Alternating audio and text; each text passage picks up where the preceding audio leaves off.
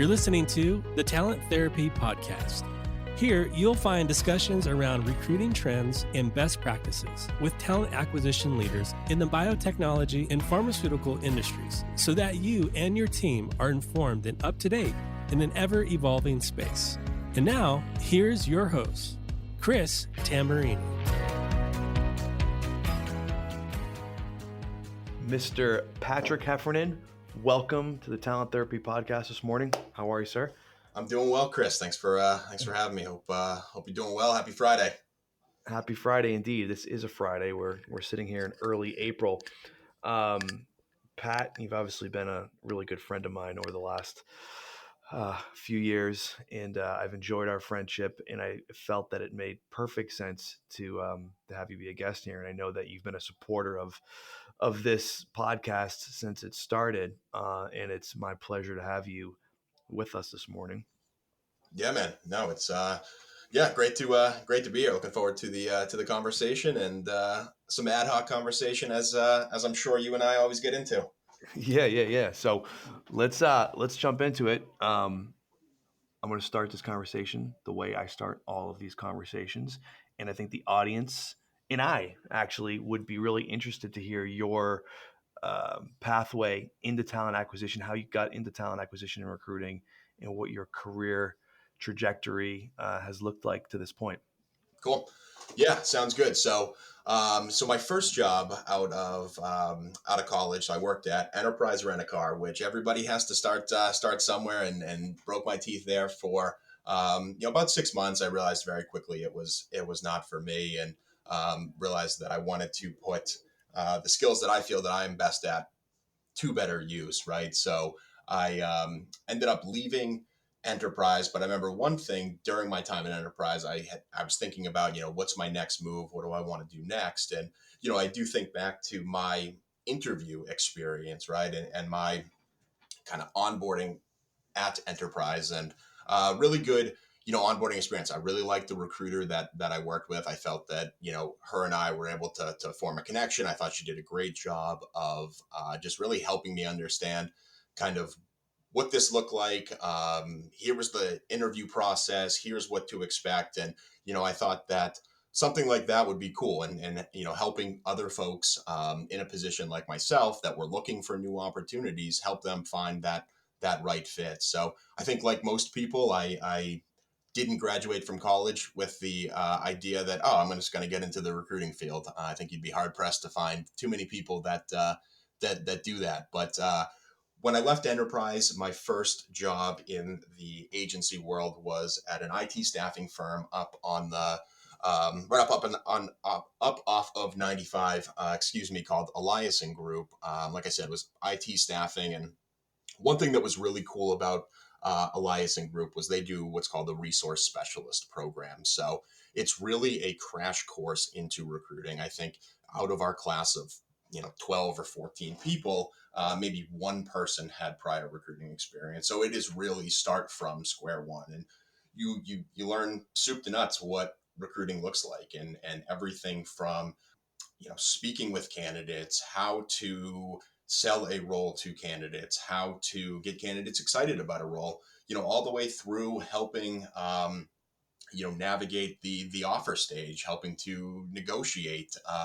It was mostly contract staffing, so helping to negotiate rate, really through candidate maintenance. That was a big thing with Eliason Group that I really value in partners that I use today. It's not like a kind of a set it and forget it type of approach, right? And I think that's what made Eliason Group different is, it wasn't just place the candidate, forget about them. We were always there. If the candidate had any issues, they could always come to us if they had any sort of questions or concerns about their current assignment. And like I said, it's something that, I really value the agencies that I work with now, and the external talent partners that I work with now, anytime they do that, even just to follow up. And Chris, I know you do it with a handful of folks that you and I have worked together on. You're always good about following up with, your folks that you've placed at Deciphera, or when I was at Deciphera, just to make sure that things are going smoothly and they're happy with where they're at. So really good, training experience at Eliason Group. I jumped kind of right into it from that resource specialist program. It's maybe like a 6-7 week course. that, like I said, was basically start line to finish line of what the recruiting process looked like. And we were dealing with clients from sort of all over different industries. We had, some of the big financial clients in Boston. We had, pharma and biotech clients, and we worked with, the state of Massachusetts and the city of Boston. So we were, really across all different, types of verticals. So I was there for about 2.5 years or so. During the last few months to a year, I had the opportunity to really get my first leadership role. So it was a team lead role. So I had a team of 3 or 4 recruiters underneath me, and I was responsible for the direction of our kind of our subunit, right? So we did IT infrastructure, think help desk, desktop support, all that type of stuff. So I carried my own rec load, but also was responsible for helping some of the more junior recruiters that had maybe just come out of that resource specialist program, and kind of helping them navigate as they began their career. So I realized that pretty quickly that I liked that balance, right? I liked working with the candidates and interacting with the clients, but I also liked the leadership piece to it as well. So the decision to move on from agency to in-house or to corporate recruiting really came down to I think I realized pretty quickly that one thing that I'm good at is building and cultivating relationships, right? And I think in the Great. agency world, especially especially in a high volume setting like IT infrastructure or those types of roles, it's very volume and metrics driven, right? It was making anywhere from 40 to 100 calls a day, right? And getting hung up on more times than not. And I'm sure everybody that has been in that position has the stories that they look back and still remember to this day. But that was one thing that I didn't love. I didn't love the smile and dial type of type of vibe. It's for some people, it just was not for me. So when I thought about making my next move, I realized again pretty quickly that if I was going to make a move, it wasn't going to be for another agency. It was nothing that the leadership team, or it was nothing about the business model or anything about Eliason Group in particular. It was just the type of role. So moved away from that, and why I started at Deciphera Pharmaceuticals was, I realized that, like I had said before, I really liked, or I should say, let me back up a little bit, that we worked with all different types of clients across all different types of verticals. And, finance is finance, the city of Boston, and the government agencies are the government agencies. And, what I really gravitated towards and what I really thought was, I thought that I was making a difference in was the pharma and biotech space. And, why that is I think everybody knows somebody that is impacted by, whether it be cancer or some sort of rare disease, that there's just no there's no treatment or there's no cure for. And even to play, I'm not in the lab finding the next target. I'm not developing the product that is directly impacting patients, but to be able to help find the people, or to be able to help get the right people in place so that we can um, provide, care and provide treatment to our patients. That's really, something that I thought was very rewarding. And so when I started to look around, I started to target my search towards pharmaceutical companies. And, I remember when I first interviewed at Dicerna, I had never heard about the company. I had, no idea who they were. And then I did some research, and it was a small company, about maybe 130, 140 people when I joined. I think I joined back in 2019. So small company, which I liked. I had the big company, kind of the big company, if you will, I'm using air quotes, experience at Enterprise. And then I had the smaller company feel at Eliason Group. And, for me, I just like the smaller company, better. That's a little bit more of an intimate feel that you're not just a, employee number 1,512, right? You feel like you're truly part of a team there. So, as I went through the interview process at Dicerna, really meshed with my manager, really, was really interested in learning more about the biotech space. And, quite frankly, wasn't 100% sure as to what I was signing up for. But, I started in, like I said, July of 2019, and was really the first person, or maybe the second person on the talent acquisition team. So really small, really lean team. I think at the time when I joined, we had one recruiter, and then myself, who was doing talent acquisition operations as well as doing some recruiting as well. We had an HR coordinator who was doing the scheduling and all of that fun stuff that comes with that role. But yeah, it was a very exciting opportunity for me to learn. Like I said, I had no experience outside of just working with agent or pharmacies as a client as a client of mine on the agency side, but to really be inside a pharmaceutical company and to see how it worked, really kind of fell in love with it pretty quickly. I really liked, like I said before, the idea of helping patients, and the idea of we're doing something more here than just filling the pockets of our of our clients, or of our executive team. There's the patient aspect involved, which is really cool.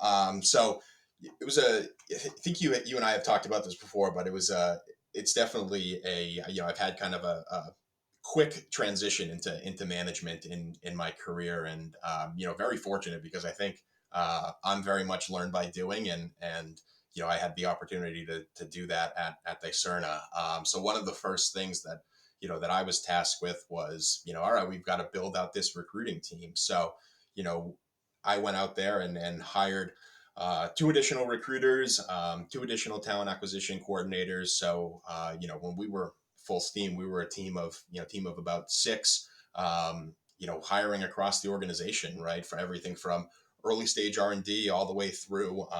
We were a pre-commercial company at the time, but had still had the opportunity to at least experience starting to build out a commercial function at Dicerna. And I really liked the balance there of working with scientists all the way through commercial folks, right? It's definitely an interesting blend of skills, and certainly an interesting blend of personalities as well. So I thought that was really exciting. And what I really liked about Dicerna, like I said before, was just the small company feel. I think we did a pretty good job of, as we continued to grow, right, making sure that we didn't lose our identity. And I think that's something that I will probably take with me through my entire career, right?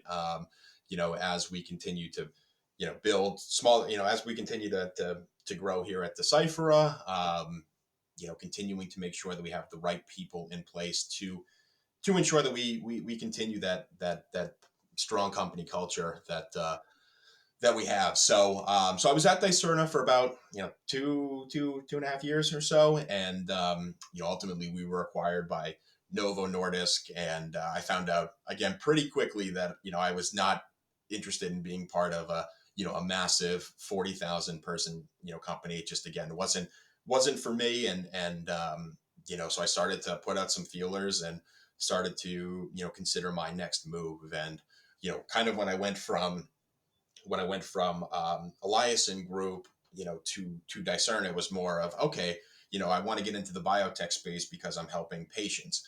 Then as I got into the pharmaceutical space, I started to look at different therapeutic areas and started to understand that a little bit better, and really started to think about where would I feel that I am adding the most value. And ultimately I was like, oncology is a really, really interesting and rewarding space to be in. I think, unfortunately, everybody knows someone that has been touched, by cancer, right? Whether directly or indirectly, everybody knows somebody that has been impacted by cancer. So started to look around, and I found an opportunity for the associate director of talent acquisition at Deciphera, and went through that process, and to this day I think back on it, the parallels between the interview process at Deciphera and sort of the quote unquote good vibes that I got from that interview process were exactly the same as I had got when I initially interviewed at Dicerna. So it was a pretty easy decision for me to make that move. Obviously I have some great relationships from Dicerna and I'm still friendly with quite a few folks that I worked with there. But for me, it just it was time to move on. And in retrospect, I am really glad that I did, just because I feel now that I've really gotten to a place where I feel that I'm adding value. Again, talk about rewarding, right? It's we have a great patient advocacy program here at Deciphera, and stay very close to a lot of our patients that are being treated with Kinlock, and to just hear their stories and to hear what they go through and to hear that Kinlock and what the work that folks here at Deciphera are doing has impacted their lives in such a positive way.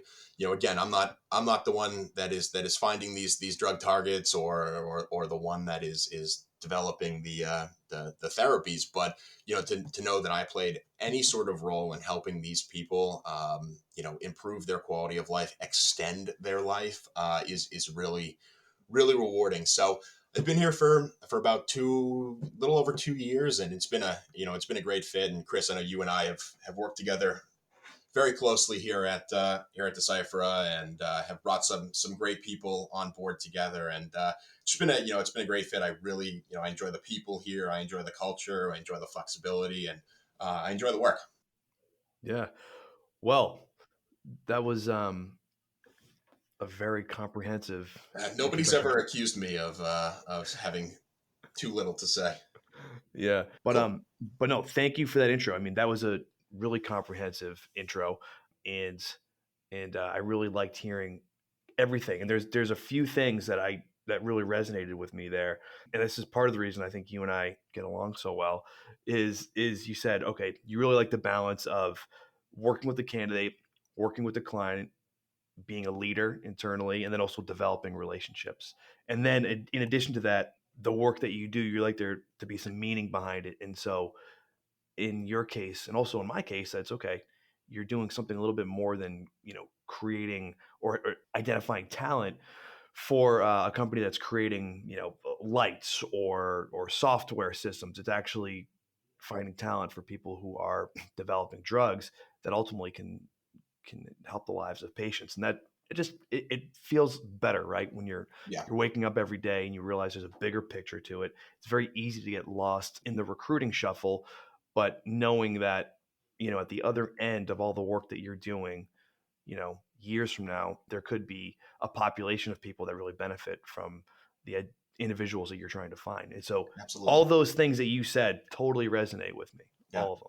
Again, like you said, it's why you and I get along so well, among many other things, including a terrible game of golf every once in a while. Yeah. Awful game of golf. But no, I appreciate that. So, you mentioned, okay, you got some time in enterprise, which from everything I've heard, enterprise is a really good training ground for anyone who goes into business or sales or recruiting. Yeah. Really good training program there from a professional standpoint. So you had some time there, 2 years on the agency side at Eliason Group. By the way, I want to ask you about that. Of the resource specialist program you mentioned, I'm very familiar with some of these programs, right? Okay. What would you say the success rate is? Meaning, okay, when you started there, 7, 8 years ago, how many of those people that went through that program do you think are still in recruiting to this day? It's a great question. Or what percentage wise? I'm not looking for specific numbers. Yeah. I'd say probably 50 to 60%. There are a few folks that are still still at Eliason Group, leading teams, or have moved up there. There are a few folks that have moved on. It's interesting. I think out of my group, I'm one of the only ones that went and did the agency to corporate kind of move. I think a lot of folks went agency to agency or got out of the industry completely. But I would say about maybe 50, 60%. I don't know if that's what you were thinking. No, I actually thought it was going to be way lower. Yeah. I was going to say if they're at 50 or 60%, And a lot of those people are still in the agency. That must be one hell of a resource specialist training program. So good for them. Yeah, man. I mean, I think in 6 weeks I probably learned more than I did in 4 years of college, which was crazy. Yeah, no, I think we had a pretty good pretty good group, and yeah, I think a lot of those people, I think you kind of just know, right? You know pretty quickly Right. if they're gonna be able to make it or not. And I think, with these folks, we knew, a lot of them, you were like, oh, this person, John Smith's going to be a pretty good recruiter, and lo and behold, they're still, still there, whether it be at Eliason or still, in the industry. But of course, there are folks that have gotten into something completely different, right? I think we've had folks go into sales, which is, at the end of the day, not too different, but real estate stuff like that, right? So, but yeah, 50 to 60, not to say every group is like that. I think they did two programs per year, 2 or 3 programs per year. But I like to think that we were on the higher end of retention. Yeah, every once in a while you get a group of individuals that just happens to all be at the right place at the right time, and they end up kind of succeeding. And maybe a part of that has to do with the relationships and competition they built amongst each other. I mean, I can relate to that going back to my early time at Aerotech, where there's a group of people that they're all still in the industry and they Yeah. all still stick together. But I feel like that's rare. So it doesn't happen often, but it does happen from time to time. Yeah. All right. So back to you, right? So, all right, at Enterprise for a little bit, did a couple years at Eliason Group, did a couple years at Deciphera, and now it's been a couple years since a couple years at Dicerna, and then it's been a couple years at Deciphera. Yeah, I could not have picked two companies with closer names. I think it took me like the first 6 months to get my spiel down that I was no longer Pat from Dicerna, it was Pat from Deciphera.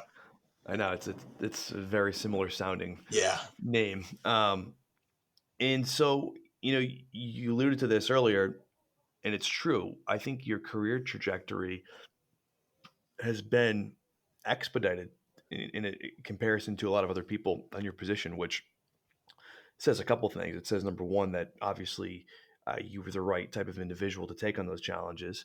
But then I have to imagine it poses some challenges, and I'm sure that there's a lot of things you learned really quickly on how to manage a TA team and how to grow a TA team, really by, for all intents and purposes, being kind of thrown into the fire, right? I think it's fair to say that you were somewhat thrown into the fire. You obviously had some guidance, but there was a fire there, and they're like, Pat, just maybe we'll have you walk over to that fire and see what happens. And yeah, maybe it might have been like, it was like walking on hot coals.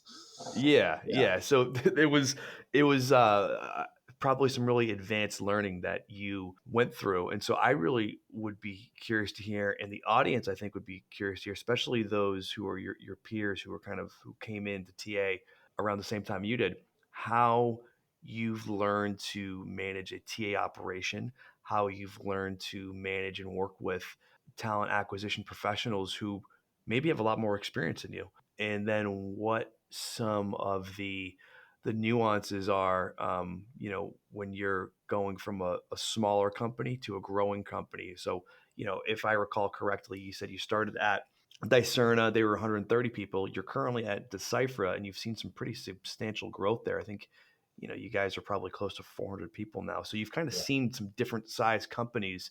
And so I know I just gave you a loaded question there, but yeah, would love to hear your take on some of those topics. Yeah.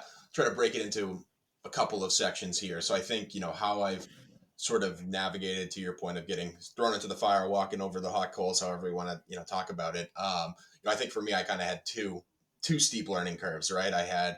First of all, I had to figure out what the pharmaceutical and the biotech industry was, right? And Yeah.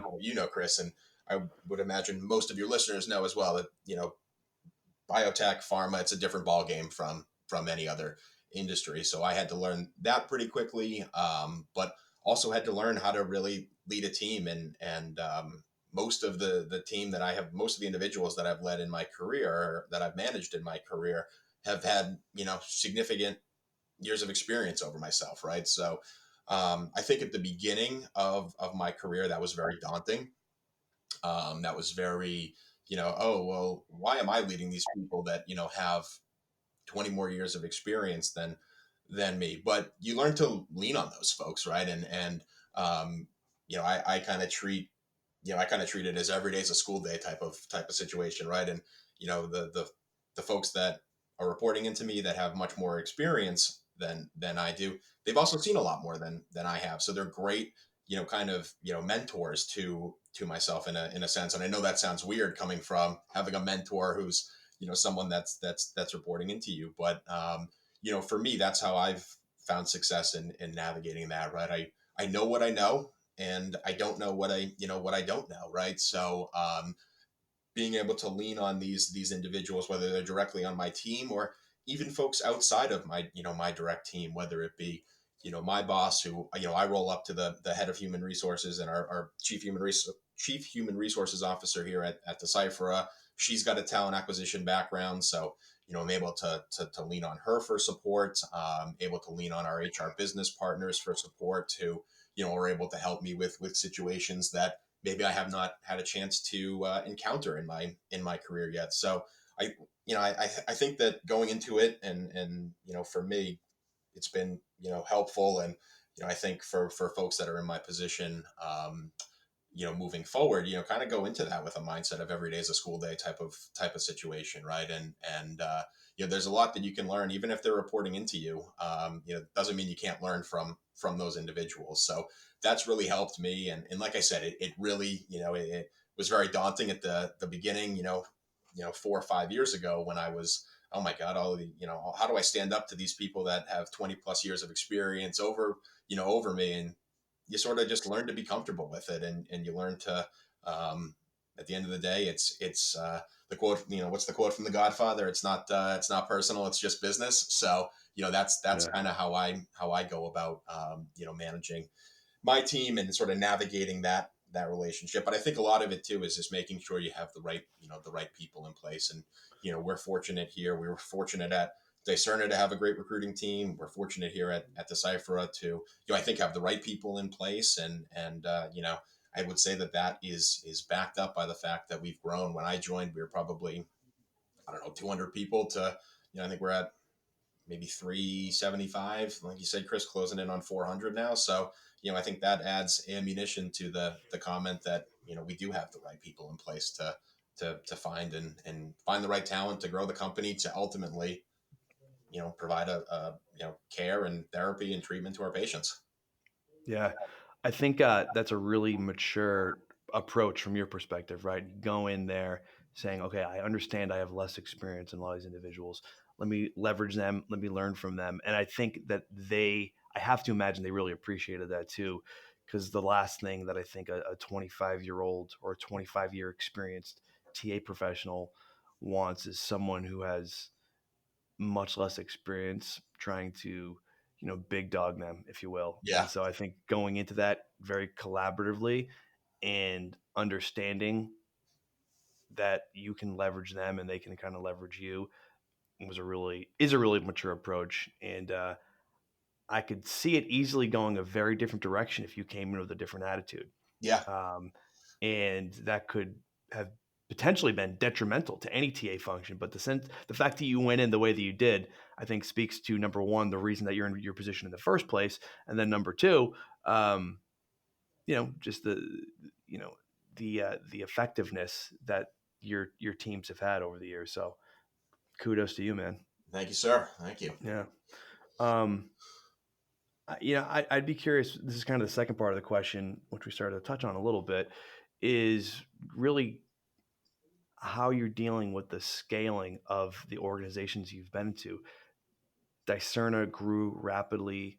Deciphera has been growing rapidly over the last couple of years, which, by the way, in this market is a rarity, right? Your company is probably the exception right now. So that's a side note that I think you guys should feel good about. But yeah, how have you dealt with that? And not to talk too much about the current market, but maybe you've been able to kind of take advantage of a down market while you guys are actively growing. How have you dealt with that scaling? Yeah. So I think, personally, coming from the agency side to going to corporate, I think I went from, I mean, don't get me wrong, the corporate side still has its fast paced attributes, but, comparatively to an agency, right? When you receive a job and you're working on a job, you have to like, it's almost, quantity over quality in some regards, right? And it's like, get 3 resumes over to the client as quickly as you can and turn it around in a day. And, here, I think we take a little bit more of a cautious approach, and, not to say that we slow roll everything. That's certainly not the case, but, we are more concerned with making sure that we have the right people in place long term, right? And so I think for me, going from something that was so hectic in the agency world, so fast paced, to being in a corporate setting, I think if I went the opposite way, it would have been a complete shell shock. But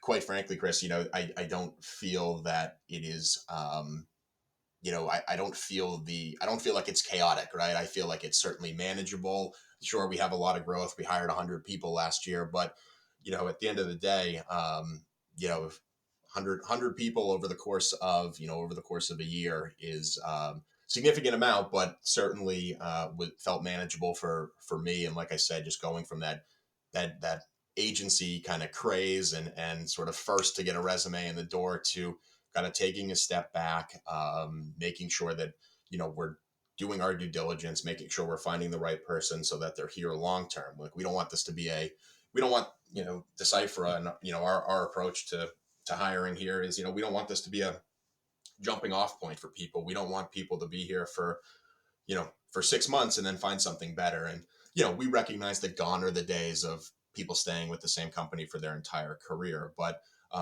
just being able to kind of, take that, kind of not take our time, but, maybe take a little bit more time to make sure that we have the right person in place has been digestible for me. And that's kind of how we've been able to scale. So that's like, kind of the first part of the second part of our question there. But, the second part of this, discussion is, kind of where we're at right now. Right. I think to your earlier point, we're in a very fortunate position, right?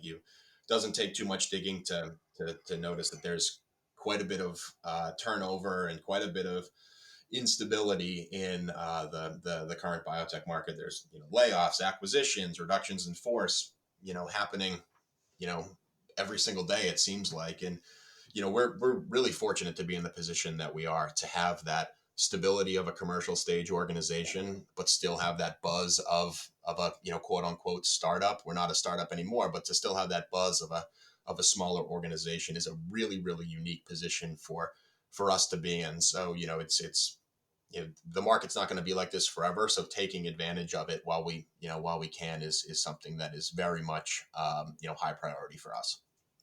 Yeah, makes total sense. So, another topic, this is actually very related to the whole scaling aspect and managing, your operation as a leader in talent acquisition.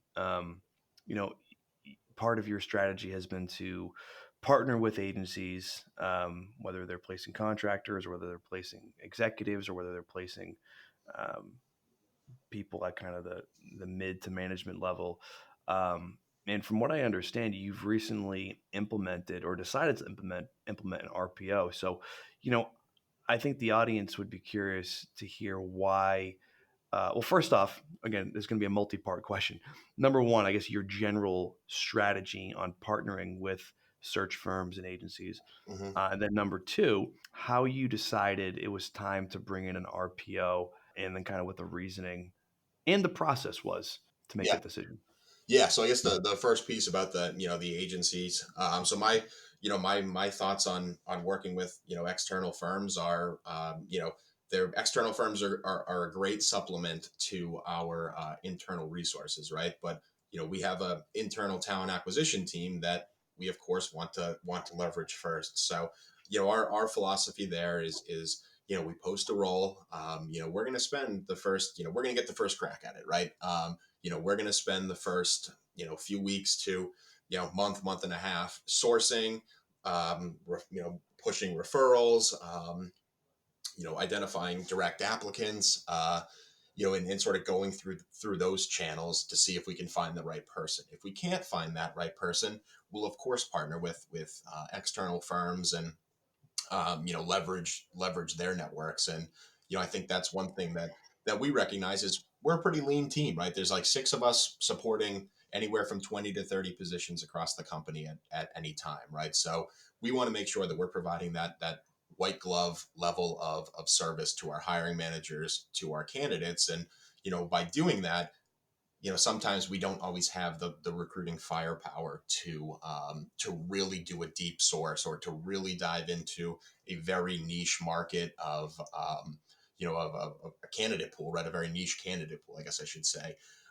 So that is sort of when we make the decision to go out to agencies. It's usually, once we've exhausted our internal avenues, we'll partner with our external agencies there. And my philosophy and coming from the agency side, I like to believe this is well received by our agency partners. Chris, I know you and I have talked about this till we're blue in the face, but really going quality over quantity when it comes to agencies, right? There's a million agencies out there. A lot of them are going to tell you that they have the perfect candidate.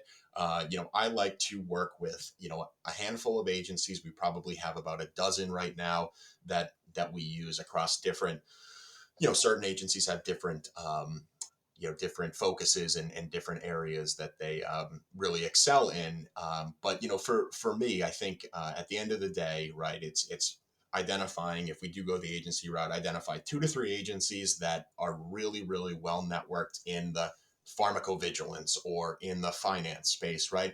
And really leveraging those relationships and leveraging their, their connections, their network, I guess, to find that right person. So that's sort of my philosophy on the agency, the agency piece there. And to answer your second question on the the RPO, and we actually call the firm that we use calls it an embedded model, really came down to the fact that we are a lean team, right? And we don't always have the firepower to go out there and do that hard-nosed headhunting that needs to be done sometimes to find the right candidate. And in this market right now, it's tough to raise capital and tough to do a lot of things. But what is one thing that we can control is our budget. So we looked at more cost-effective ways to still identify the right talent and continue to provide that level of service that we hope is the gold standard to our hiring managers and to our candidates. And what really came to the forefront as we were exploring options was this embedded model. So embedded model is really cool because the individual or individuals that join the team through the embedded model, they look and they feel just like an extension of myself and my team, but different than just hiring your contract recruiters. It's not just one individual that we would be, being able to utilize their resources, right? It's leveraging this embedded models, back office, being able to leverage their project planning teams to help us work through not only day-to-day recruiting, but different projects that we just haven't had a chance to get to, right? Whether it be, revamping our orientation, new hire orientation, whether it be, developing sort of a standardized recruiting process across the organization. It just felt like it was time for us to, to make that move. And this embedded model kind of very quickly became the leader in the pack. And the reason before, when I said, you kind of control what you can control in terms of budget, is, it was a cost effective option, for us, right? It's very, custom built, easy to scale up, scale down, depending on not only the success of the, of the model, but also the volume. I think, end of the year, kind of that sort of black hole between Thanksgiving and the holidays, and even, the first few weeks of the year can slow down a little bit. So we'll have the flexibility to maybe scale off, at that time of year. And then when things really ramp up, beginning of February, kind of turn that back on and really be able to utilize the resources, like I said, not only of just one individual, but utilize the resources of an entire organization for, a more cost-effective solution than just bringing on, one contract recruiter. Right. No, that's great to hear, and it makes a lot of sense from a business perspective. I guess what was your evaluation process, right? Like, how did you determine that the firm that you went with? Well, first off, how did you determine that you guys? I guess you already talked about why you needed one, right? Or Mhm. what the reasoning was to implement one. But how did you evaluate? Like, how many firms did you look at? What were kind of the deciding factors on the one you decided to go with versus maybe some other ones that you evaluated? Yeah. Yeah. So, um, in terms of kind of what we looked at, we explored a few different options, right? We looked at just adding, additional headcount to my team. Nope, couldn't do it. We looked at, um, adding, you know, uh, adding a full-time headcount or adding, a contractor, right? And just couldn't do it. So, started to look around for more cost-effective ways. And I was actually approached by this agency, and they say timing's everything. And, in this situation, it really was. They had reached out to me. They actually knew somebody internally and kind of, plugged that. And so I said, oh yeah, sure, I'll bite. So took the initial call and really liked kind of what their model was, kind of right from the beginning. And, everything that I heard, throughout the initial evaluation process was very positive. So at that point I was like, all right, what's the catch, right? What's the catch? What's the catch? So I remember I pulled in a few other members within my team just to get their thoughts on it. I pulled in our my boss, our CHRO, and, asked her to kind of sit in on it and get her thoughts. And the decision was pretty easy to make. I mean, I think it's certainly not for every company, but for kind of where we were at there, the stars really aligned, and we weren't sold a false bill of goods, right? Sort of they've been here now for a month or so, and exactly what they had pitched to us in that initial conversation, they've delivered on and then some. So it's been a great fit thus far. It's been it's definitely been a great match for them, and I know it's been a great match for us. And really in terms of how many firms did we talk to? Really just one, which Wow. is, yeah, probably not the best way to go about every aspect of life, but really in this sense, it made sense. Their approach to hiring, their approach to the candidate experience throughout the interview process aligned, you know, to a T as to what we were looking for. So, unless they gave us a reason to look at additional, options, we were pretty set on moving forward with this, this company. Well, that's awesome. Well, good for them and good for you. It sounds like they have a nice presentation process, and then it also sounds like, more importantly, their product is working out for you and really enhancing what you guys are able to do internally. And I think that makes a lot of sense for a lot of companies. As you know, I'm a big proponent of outsourcing. It just makes a lot of sense. Yeah, And so when you can do it and when it makes sense and when the product, the quality is there, why wouldn't you? yeah, So that's absolutely. fantastic. Well said. So we do have to wrap this up, but I would like to hear some advice from your perspective for anyone who is you know taking on a management role for the first time within TA. You already gave some really good advice, but if you were to summarize that or reiterate a couple of things, what would you say? Yeah, I think you go into it with, you can't go into it with the sort of assumption that you know better than everybody all the time, right? Just because you're the head of the group, that the best avenue 100% of the time. Sure, you may know the best avenue some of the time, most of the time, but there will be times where you don't know the right course of action, and at that point, it's okay to say, hand up. I'm in a position where I'm not sure what to do here, whether lean on, in my case, it's a little unique, right? Because, lean on the folks that have 15, 20 plus years of experience over me, lean on them, or, lean on my boss. So I think, going into that role with, sort of, what you know, and you don't know what you don't know, is advice that if I were to do this again, I would certainly kind of live by that. And then I think it's we talked about it earlier. The every day is a school day approach, right? And don't be afraid to ask questions.